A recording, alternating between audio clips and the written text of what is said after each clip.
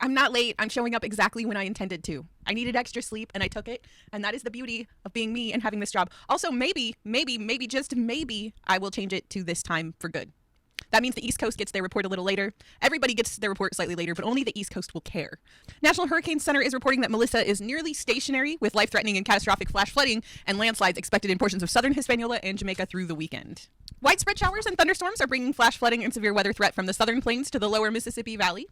And a Pacific system, accompanied by an influx of moisture and an atmospheric river, will bring lower elevation heavy rain and mountain snow to the Pacific Northwest heading into the weekend. Rest of the West Coast seems pretty clear. For temperatures, we've seen the eastern seaboard cooling off quite a bit, 50s and 60s up in New England, all the way down through the mid-Atlantic with 60s even for the Carolinas. A little warmer for the southern Atlantic with 70s and 80s for Georgia and Florida. Midwesty poos are seeing cool temperatures on the lake states and for most of the internal Midwest. As you get down to like Tennessee and Kentucky, it gets a little bit warmer in the 70s. 80s down by the Gulf still. Plainsy poos, seeing a good mix of 60s and 70s kind of across the board. It's not really from bottom to top, like it's just kind of random really. And then you are warmer down in Texas still with possibly up to 90 down by the border. Mountain states seeing a good mix of 60s and 70s across the board, 50s in some areas, and I'm sure colder if you get even more elevation than that. 81 down by the Arizona-Mexico border. West Coastlies, we're seeing 50s and 60s up in the Puget Sound, 60s for Oregon, 70s for most of California. Enjoy it. Another gorgeous day out at McMurdo Station on the Ross Sea in Antarctica. It is -2 degrees Fahrenheit with winds coming in from nowhere. It's pretty dull, giving you a real feel in the sun of 8 degrees Fahrenheit. That's positive.